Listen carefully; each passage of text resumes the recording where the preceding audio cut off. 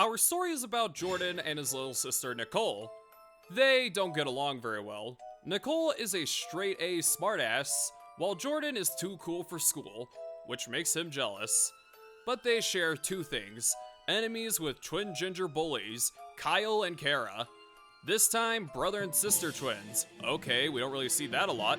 Heck, a fight actually happens between Jordan and Kyle. And they share a desire to go out of their hometown, the hot Pasadena, California, relating to kids' desires to go somewhere else. However, their dad, who's an animal photographer, is hired to go to Alaska. In the beginning, we hear about how he went to Winter, Wyoming to take pictures of bears, but all he can red light print are a bunch of pictures of teddy bears. But don't worry, the real bear pictures are still there, all because of Jordan's trickery. We even get a similar story from the dad, doing the same thing to a coworker of his. So basically, Jordan got his traits from his dad. So that's why the divorce? Yeah, apparently this is the first Goosebumps book to feature divorced parents, which is an accomplishment in and of itself. Nicole grabs, I don't know, a Nerf gun? I wish it was a real gun. To defend herself from Kyle and Kara, and she falls into a bucket of slime, and is all dirty. Dad comes out and says, "Ready for the dinner party, kids?" However, they didn't continue on the dinner party. A chapter later, they are straight away to Alaska. That's a cool twist. They're actually in a helicopter. One of those helicopters you see on Hawaii or Iceland or something. As they land at a cabin-looking airport, they are picked up by their tour guide named Arthur, who is described as having a big brown beard, a baggy coat, a low-pitched voice, and a straight-faced not-so-happy-all-the-time personality. Think Boris Karloff Imhotep or Billy from Predator. Speaking of Billy from Predator, I wish Arthur was described as an Eskimo, because I think his personality would add a bit more flavor to that. I'm kind of nervous to say also because he's from Alaska, because I don't want the audience to think I'm some representation bitcher, but we won't dive into that now. He also doesn't like kids, saying, "You didn't tell me there were kids coming." Don't worry, Jordan and Nicole could figure that out. He also has sleigh dogs. One of them, whose name is Lars, even grows a relationship with Nicole and Jordan. There are times in the book when they hint that the snowman is coming, and yes, it's another Goosebumps book where it takes a while for the creature to appear in person. Arthur actually feels fear and unknowing, even though he claimed he'd never seen the creature before. And the Huskies act like the worst part of owning a dog. I'll let you, the viewer, figure that out. There's also a moment in the book with fake footprints, created by Jordan as a prank, and everyone believes it until Jordan reveals it's fake. Arthur gets pissed, and even Dad gets pissed. Now you might find this idea lame, even I did, but I think you'll appreciate it until it leads up to the dad scolding Jordan, saying, "Listen, I'm here to work, not go on vacation, so quit screwing around on something I need to take a picture of, and I don't even know is real, and quit putting yourself in danger." Now that's a good parroting scene. But later on, Dad is taking photos of a half-ice, half-liquid lake, and oh no, Arthur is packed up with the dogs.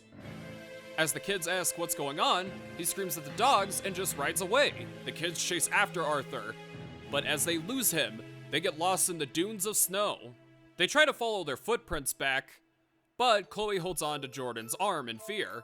Jordan tells Nicole to never let go, he'll hold on to her. Jordan is becoming a man. But as they run, they fall into a snowy cave, Ice Age Dawn of the Dinosaur style, where they find fossilized footprints. This time not made by atheists, so this time I believe it. And it leads to the man, the myth, the legend himself, the Abominable Snowman. He's actually frozen in a block of ice, Captain America style. Jordan tries to look for an exit, but as Jordan finds a crack, he has to admit Nicole is right. There is no exit. The crack is too stiff to be opened. Oh no, the ice is cracking. The snowman is about to bunge. He does. He grabs Nicole by the backpack, rips the backpack from her back, and finds trail mix? Yes, just like the movie.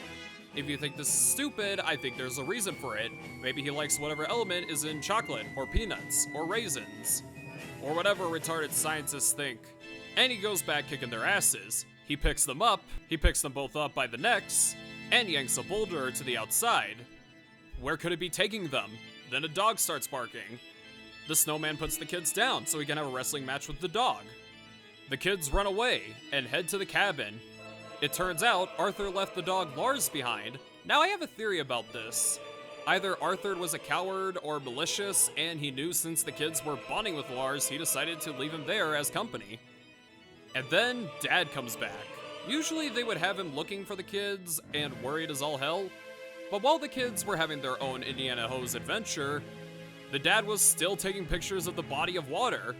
So because Arthur left, they realize they are gonna die in the negative 1,000 degrees, so Dad realizes the radio is missing, so he panics around the cabin looking for it.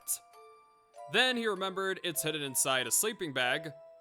Dad has a hard time believing they saw the abominable monkey, but he decides to trust the kids anyway because Nicole said she saw him. As they head to the cave, the abominable snowman is Captain America again, which tells us that he can do it all by himself, which I think is cool. Dad is impressed. He knows he's gonna be rich and famous. So he, the kids, and Lars noose the block of ice, and they put him in the containment 6-foot trunk. Jordan also brings a couple of snowballs. Assuming they can hang the box off of the helicopter, just like in the movies, they head back to Pasadena. We're in the third act, and this is the only time the snowman is in Pasadena in a book called The Abominable Snowman of Pasadena. And oh boy, this is where the book goes downhill for me. Dad is out going to get business deals with museums and film companies. So Jordan and Nicole's friend from earlier, Lauren, comes over. They decide to show her the abominable snowman because she doesn't believe the story. Nicole warns not to. Nicole warns not to. But Jordan opens the trunk with the snowman still Captain America. The snowballs are still regular balls. Jordan throws one past Lauren, and Lauren gets excited because snow is everywhere now. It's described the air is still humid, hot, but the snow Hiroshima's any place it hits. Lauren is too excited, so she doesn't relax. The snow isn't melting, so she makes a snowball, throws it at Nicole, and then she's frozen. I'm actually fine with this permafrost thing, if it was a twist ending, but we'll get to that in a bit.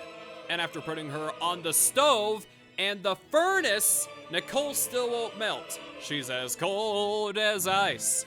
So Jordan is willing to sacrifice his property by releasing the snowman, hoping he would know something. Now the book goes downhill at the very end, like I told you. He hugs Nicole's frozen body. That could be interpreted in many different ways, admittedly. Jordan thanks the snowman, then the snowman does a... And the snowman touches the snow on the ground and... Suck! Into his body.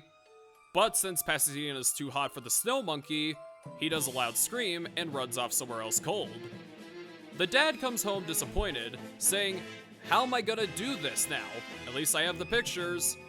Gee, I don't know. Maybe there's a fucking 6-foot snow monster roaring and running around town. Probably not causing damage. Moving on. Dad does the water printing, but all he gets is snow like the event didn't happen. Jordan and Nicole put the remaining snowballs into a trash bag and decided to bury it in Kyle and Kara's yard. Kyle and Kara later dig up, and they find the trash bag full of snowballs. Kyle takes one of the snowballs, throws it at Kara. Kara is frozen. The end. Dark ending. Overall, I like the first 2 acts of the book. I like the relationship between Jordan and Nicole. They clearly hated each other, but Jordan is able to protect Nicole in the cold. I like the relationship with their dad, and I like the parenting scenes. And I liked what we did get of the snowman and some of the building of the snowman. But the third act sucks.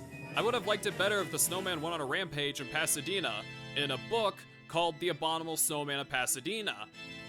I'm fine with the permafrost as long as it has more to do with the snowman.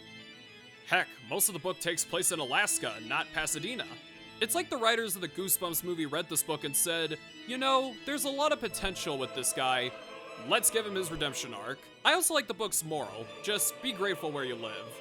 You might hate the blazing hot, but just know the blazing cold is worse. A good first 2 acts, but skip on the third act and use your imagination on what happens next. It feels like Stein wanted to do more. Dare I say, destruction in Pasadena, but given the book, dare I say, George from the Rampage movie destroying Pasadena, but given that the Goosebumps books released monthly at the time, Stein probably had a deadline and got what he really wanted out of the way, so he needed to ramp it up really quickly, and that's what the ending felt like. Hashtag release the Stein cut.